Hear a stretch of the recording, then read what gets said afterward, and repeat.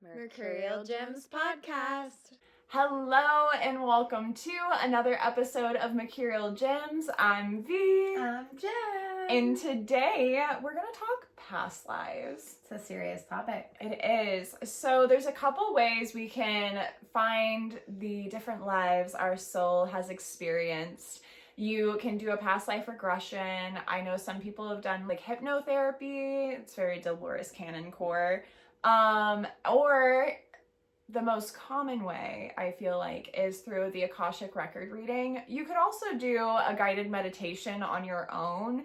I feel like those can be 50-50. So I have a saved helpful meditations playlist on my page here that has a few that I've done that have actually been really helpful, and we will also link below one of our favorite Akashic record readers, Kat, who has definitely done readings for Via and I to help us better understand our past lives. I will also add that there's a lot of past life context within your astrology birth chart. So I highly recommend even looking into your south node in your chart and just looking at the planets that are aspecting your south node.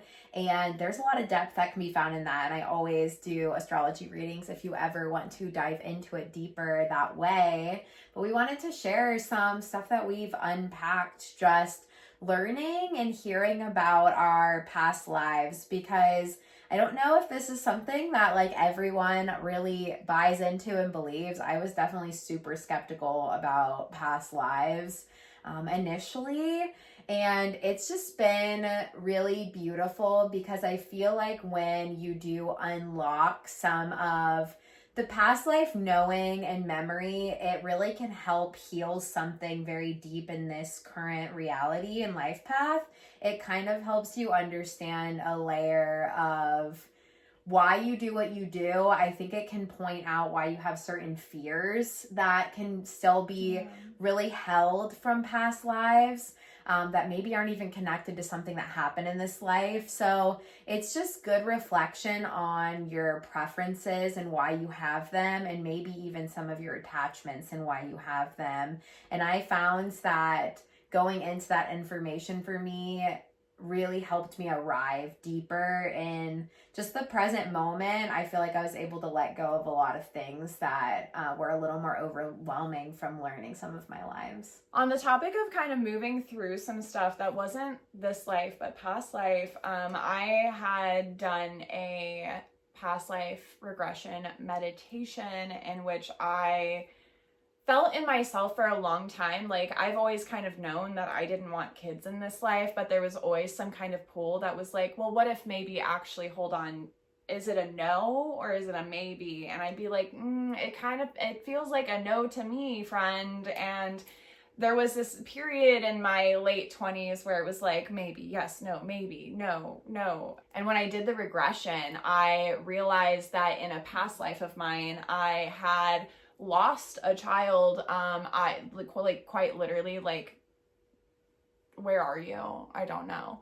And so I feel like that version of myself so deeply yearned to like reprocreate and have another child. And so like I ended up having a conversation with that past life and was like, listen, like, that's just not what we came here to do this time. Like, we have bigger things to do, that having a child in this moment would cause me to have to completely reroute my life. And we let that go for this life. And ever since then, ever since that meditation, like, there has not been this like awkward pull inside of me at all anymore. Like, the no feels very firm and good, and like I don't feel like there's something inside of me questioning my own choices, which feels amazing. I've also gotten an Akashic record reading from our friend Kat, who is amazing, and we've actually gifted several people Akashic record readings from our friend Kat. It's so fun to learn what your friends were in past lives. I just like love hearing the lived experience and then finding out like from someone who doesn't even know them, to be able to tell them something that like so makes sense. And it's just such a fun thing to see. Absolutely. So when Kat did my Akashic record reading, she asked the Akashic how many lives I've lived, and I was like by far one of the like highest numbers, and I'm thinking like, okay, so like 47. And she was like 321, which is crazy to hear the number, not just because it's like a huge amount of reincarnation, and to be completely honest with you, the way I am so hyper aware of karma in this life is kind of giving I've lived 321 lives. It's not giving it, I made all the right choices all the time. But I'm getting better. But when I heard that, the first thing I thought of was, outside of your normal 111, 222 synchronicities, my most common synchronicity number I get is 321 all of the time for like probably my whole life. And now I'm like, is it just my guides being like, that's what I like to see? Mm-hmm. I kind of feel that way. I also learned that I was a gorilla in a past life in Africa, and that's a fun little tie because we know Jen's past life. I'll tell you in a sec. Strong link. Yeah, there's like a fun little link. Not that it necessarily means we knew each other, but it's just kind of cute. What was the other one? I had one other one that she told me. Oh, and I learned that my soul's purpose in this life is to kind of just be like a rainbow of light that shows and teaches people the magic in the mundane. I think, which is so funny because prior to having this record reading, I am someone all the time when witch talk became a thing and everyone was like, mundane over magic, mundane over magic. It kind of drove me insane. On one hand, I understand there's a lot of nuances. Spiritual psychosis is a thing. An online screen should not be your only source of this information ever. However, there can be so much magic in the mundane because all magic is intention. So yeah, I put a little bandana in my hair today, but when I tied it in, I also put the intention that with this bandana on my head, I have a veil of protection for people not to like reroute my thoughts to different directions that I don't want it to be in. So thus far, putting a simple bandana on my head now has become a magically mundane moment where I have kind of charmed my headpiece to help me navigate through the day. And same goes for my jewelry every day. It's just, this is how I live my life. So to hear from the Akashic that that's like my soul's purpose was really cool because like, yeah, I kind of already felt that, but it was very validating to hear it from someone who didn't know me that well at that point. Like, yeah.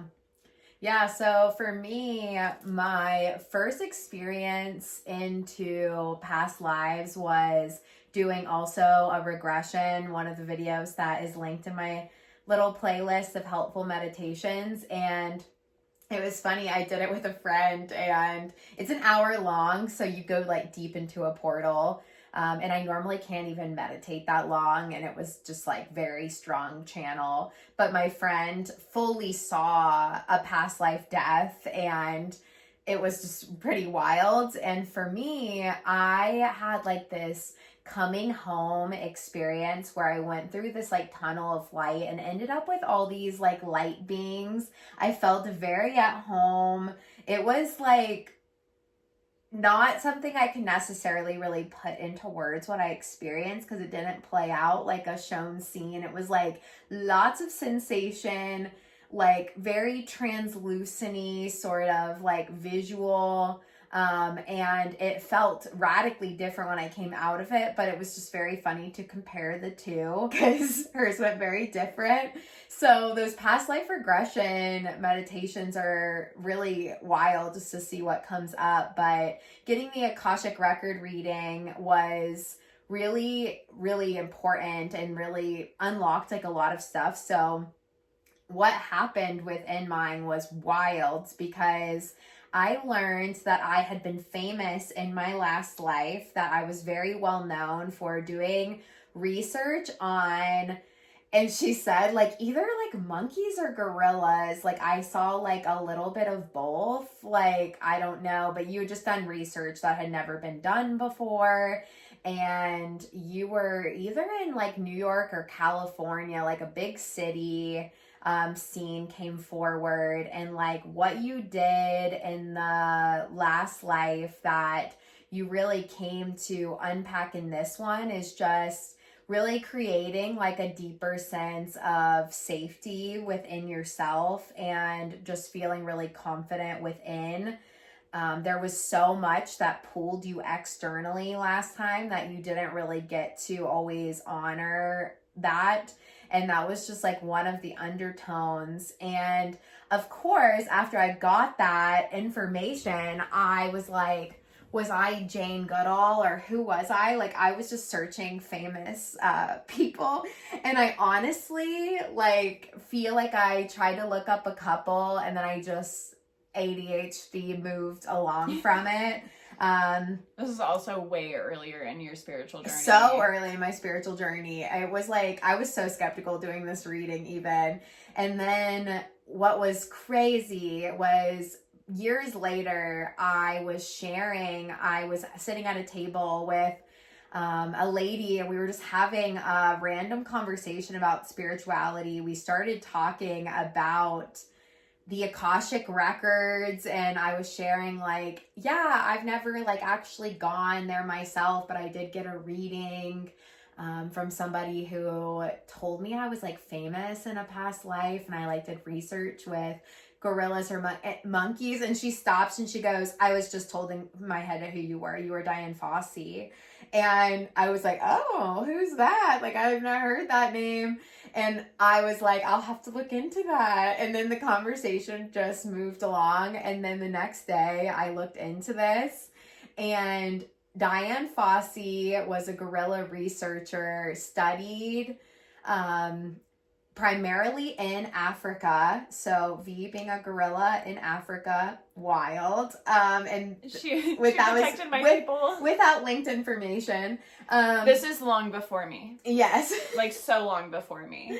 And yeah, I found out that she passed away in 1988. I was born in 1992. And another thing the Akashic record person had said was that I came into this reincarnation relatively quickly from the last one. So I thought that was pretty wild. And I do physical therapy. Diane Fossey did occupational therapy. And there was a lot of crazy synchronicities and just family dynamic, and the family dynamic I have within this lifetime. It's also wild that in my birth chart, I have my South Node very close to the house of career and just being in the spotlight. And you can tell I'm not supposed to make that the main theme of my life, that I am supposed to go into more of a honoring myself, what I need, sort of vibe, building stronger roots and safety for myself, like really plays out in my astrology too. So I thought that was another crazy link. But the craziest of all is that I was born into this life terrified of knives, and from a young age, I used to like cry about it and be very obsessed with like people hiding their knives. Like when I went to my friend's house, I would get very panicked about knives just being left out. It was just something that your parents had to hide them, right? Yes, that haunted. And I made my college roommates keep all the knives under the cabinet. It's just like forever been this like big hang up. And to find out, Diane Fossey was brutally murdered. Got stabbed like 70 something times. Specifically. It makes sense that I would come into this life terrified of that, having died a pretty intense murder. And she was definitely a really strong advocate of a person. And she was known as the woman who lives alone in the woods with no man in Africa. Well, and she really stood up for what she believed in, which was the gorillas. And I do think you still have a little bit of Diane in you for that. I get very feisty when people are not doing the right thing. And another beast comes out of me when I have to stand up for something. Diane. And so yeah, it's just become my inner Diane. One other crazy synchronicity with Diane is one of probably the like arguably most like universally forced transformative traumas of your life happened the anniversary on the anniversary of her death. Yeah. So I almost had a pretty like near death experience. I had a really awful accident happen. It ended up changing the entire course of my life, and it happened on the day Diane Fossey died. So and shortly after, Jen, I became a new person. I really did. It was kind of what I give like my credit for an entire spiritual awakening. So that was just another layer. So the links were definitely there. I thought that was pretty crazy. The one where she was like an alcoholic in the woods and then you are allergic to sulfates is also just kind of funny. Like, yeah, I'm really not allowed to be a drinker in this life. Like, there's just a lot that has happened to me already. That's just a very loud sign that I'm not supposed to. I think you're killing it though. Interact with alcohol in this life path. The other crazy layer, so I've been able to find out that I've been a light being in another life from a reader, which kind of makes sense with the past life regression experience I had where I was just like with all these light beings. It was like a very crazy experience. I honestly can't put it into words fully in this language, but it's really cool. That past life ended up like finding out about Diane Fossey let out like a whole emotional release that was really important for me.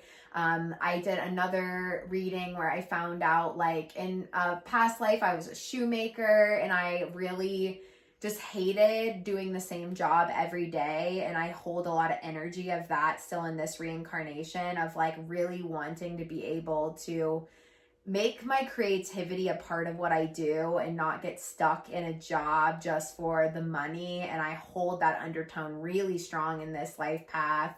So that was really healing to hear. I'm on my 56th life in this life path. Baby to 321. And yeah, I think it's just been very helpful. I think there's really crazy links that you can find. We have gotten them for people we love. So we found out my sister had lived in, what was the town? It's someplace she's visited before. Yeah, we just found out that my sister had a past life in an area that she actually traveled out and spent time in this life path. So you can just have links for why you get called to go to certain places and then why certain themes are just coming up. The other one that I thought was really, well, there's two actually that I thought was really fun from, again, just personal people we know who have also got Akashic readings from Kat. Is one of our friends hates makeup, very claustrophobic, does not like feeling trapped.